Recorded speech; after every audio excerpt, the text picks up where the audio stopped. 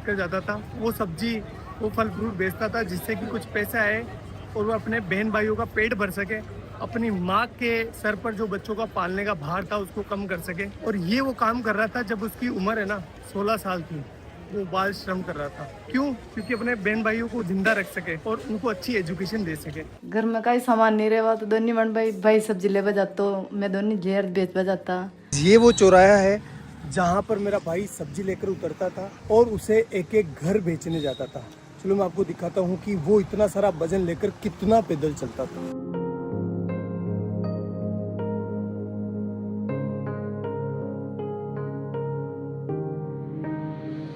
उस 20 किलो वजन को अपने सर पर रखकर इन घरों में घूम घूम कर सब्जियां बेचता था। इस काम में कुछ लोग पैसे नहीं देते थे, मतलब सब्जियां उधार ले लेते थे और फिर बोलते थे कल ले लेना, परसों ले लेना। भाई लोगों, एक बार की बात है, सामने जो पाबूजी महाराज का मंदिर दिखाई दे रहा है ना, उनके बारे में ऐसा बताया गया, जो लड़के बैठे होते हैं ना चौराहे पर, बदमाश नहीं बदमोश उन्होंने ऐसा बोला कि मेला है पाबूजी महाराज का, तो इस दिन इस डेट को पाबूजी महाराज का मेला है, तो तुम अपनी सब्जियां और फल फ्रूट लेकर आ जाना यहाँ पर। तो हमने सोचा अच्छा है कि हमारा जो है फल फ्रूट बिक जाएगा और हमारा कुछ बेनिफिट हो जाएगा। हम आए तीनों बहन भाई, तो यहाँ पर आकर देखा तो कोई मेला नहीं था और उन्होंने थोड़े से हमसे फल फ्रूट ले लिए और हमको डरा धमका के भगा दिया। तो एट दी एंड धंधा जो है वो इतना अच्छा चल नहीं रहा था, इसलिए उस काम को भी हमें छोड़ना पड़ा। हमें नहीं, मतलब भाई को छोड़ना पड़ा।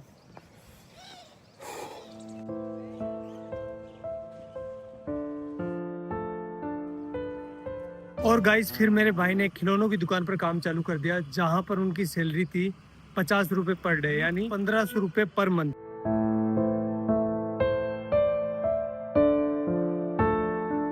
एक महीने बाद जब भाई की सैलरी आई तो उसने लगभग आधा भाग यानी 700 रुपए के आसपास मेरे और मेरी बहन के लिए बुक्स लेने में खर्च कर दिया, जबकि खुद काम पर फटे हुए कपड़े पहनकर जा रहा था। वो चाहता तो अपने लिए कपड़े ले सकता था ना, लेकिन नहीं लिए उसने। लेकिन हम खुश थे। क्यों खुश थे? क्योंकि पहली बार रजिस्टर आया था, पहली बार हेल्प बुक आई थी, अब हमारे भी अच्छे दोस्त बनेंगे। यार बुक्स अच्छी आती है तो दोस्त आते ही है ना, भाई तेरी हेल्प बुक दे दे, तो हमारा कॉन्फिडेंस है ना सीधा आसमान चला गया।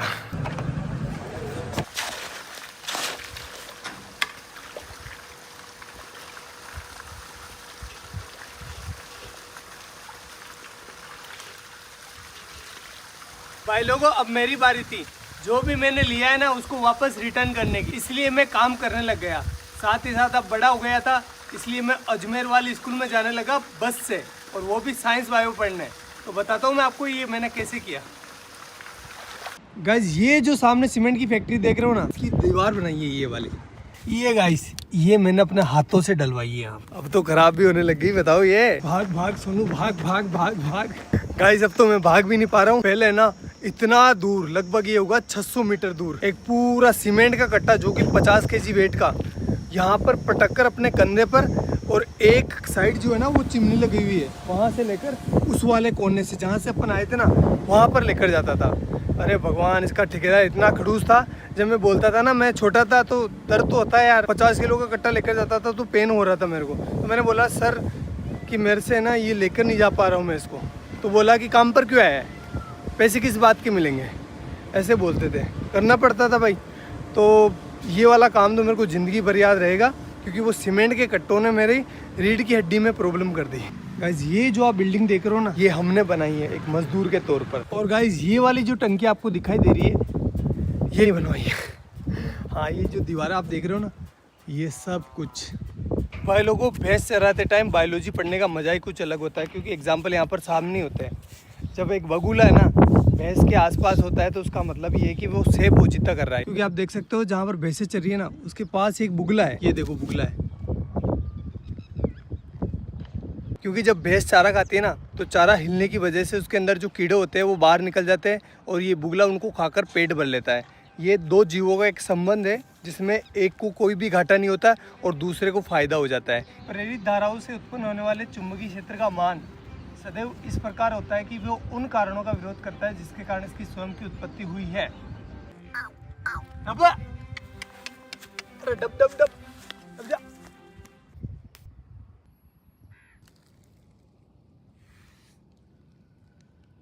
अब भाई लोगों, अब रिजल्ट का टाइम, लेकिन वो मैं यहाँ नहीं बताऊंगा, मैं बताऊंगा उस वाले पहाड़ के ऊपर। तो चलो चलते हैं। अरे काटे काटे है तो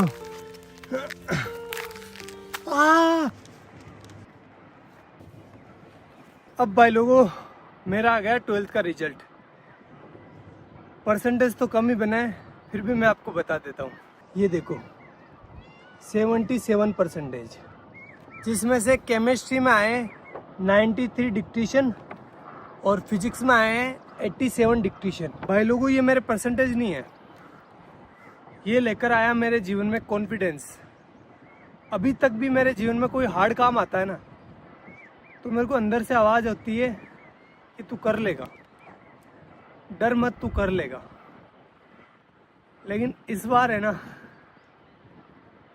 मेरे को सोनू का सूरज डूबता हुआ दिखाई दे रहा है।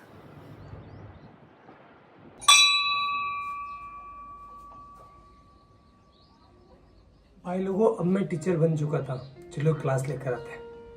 हाइजेनबर्ग का अनसर्टेनिटी प्रिंसिपल, जिसके बारे में अपन बात करने वाले हैं। ठीक है, चलो बताओ कहाँ पर जाकर गिरेगा।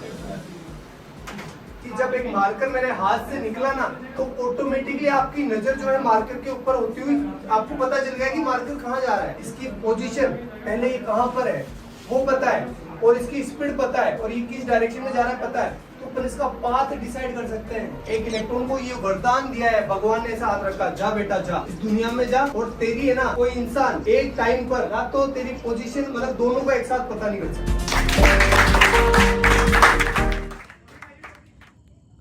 फिर ऐसे करते करते मैं टीचर बन गया, और मेरे पास बहुत काम था। 3-4 कोचिंग ऑफलाइन जाता था, 1-2 ऑनलाइन थी, मतलब मस्त। और जो भी चीज़ें मैंने अपने परिवार के लिए सोची थी, भाई के लिए, मम्मी के लिए, वो मैं कर रहा था अच्छे से, कोई दिक्कत नहीं थी। उसी टाइम मेरे पास आया भैया का कॉल सीधा टीम से भैया का कॉल। इतना खुश हो गया था मैं यार, भैया का, इतने बड़े आदमी का कॉल डायरेक्ट आया था मेरे पास। तो फिर भैया का कॉल आया और भैया ने बोला मेरे को, सोनू यार हमारे यहाँ पर है ना एक साइंस की लड़के की डिमांड है, तो तू आ सकता है क्या। मैंने बोला ठीक है भैया, मैं कर लूँगा, कोई दिक्कत नहीं है। तो फिर मैंने वहाँ पर मतलब ऑफिस में पार्ट टाइम जॉब चालू कर दिया। 2-3 घंटे के लिए जाता था, केमिस्ट्री से रिलेटेड और फिजिक्स से रिलेटेड, मतलब ऑल ओवर साइंस का काम मैं संभालने लगा। और ऐसे करते करते करते करते 2 महीने निकले। 2 महीने के बाद भैया ने आगे से बोला मेरे को कि सोनू तो ऐसा कर, फुल डे ज्वाइन कर ले, सारा दिन काम कर, और पॉसिबल है तो कर ले। घर वालों से बात करी, घर वालों ने, मेरे बड़े वाले भाई से मैंने पूछा, तो उसने कहा कि यार देख तू ज्वाइन कर ले, कोई दिक्कत नहीं, अपने ही गांव के तो कोई प्रॉब्लम नहीं होगी। मैंने कहा ठीक है कर लेता हूँ, इसमें क्या दिक्कत है, आपने बोल दिया तो वो सब आपसे आगे क्या है, कोई नहीं, कुछ नहीं है। ऐसा करके मैंने टीम को ज्वाइन कर लिया, और फिर मेरा अच्छा शानदार टाइम आया। मैं बहुत अच्छा काम कर रहा था सभी चीज़ों में, मतलब पहले मैं साइंस से जुड़ा था, लेकिन अब मैं जो है ना वीडियो का एडिशन हो गया, और भी बहुत सारी चीज़ें हो गई। कैमरा के पीछे बहुत सारी चीज़ें चलती है ना, मतलब पत्थर उठाना खड्डे खोदना, सारे काम जो भी हो सकता है सब कुछ कर रहा था। Everything I can do, I do that. Best चल रहा था, कोई प्रॉब्लम नहीं थी, अच्छी चीज़ें हो रही थी, शानदार, हर एक चीज़ में शानदार एफर्ट लगा रहा था।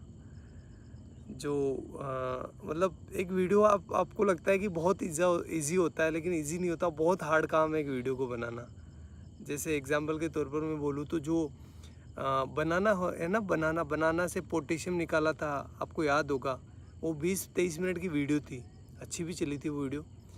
उस वीडियो को मैं संभाल रहा था पीछे, उसका सारा केमिस्ट्री मैं संभाल रहा था। उस वीडियो को गाइस शूट करते करते 2 से 3 महीने निकल गए, इतना एफर्ट लगाया इस पर, और वो वीडियो चली भी सही, आपका प्यार भी दिखा उसमें। तो ये तो एक एग्जांपल है, बाकी बहुत सारे काम किए, जैसे डायमंड वाला, और भी बहुत सारे साइंस के सारे प्रोजेक्ट थे ना, वो मैं हैंडल करता था बिहाइंड द कैमरा, और चीज़ें अच्छी चल रही थी, मतलब कोई दिक्कत नहीं था, सब कुछ शानदार था। मैं सारे कंपनी के रूल एंड रेगुलेशंस फॉलो कर रहा था, मेरी अटेंडेंस की भी कमी नहीं थी, हर एक चीज़ बेस्ट थी। और मैं भैया की इतनी रेस्पेक्ट करता हूँ, आज भी करता हूँ, कि भैया के सामने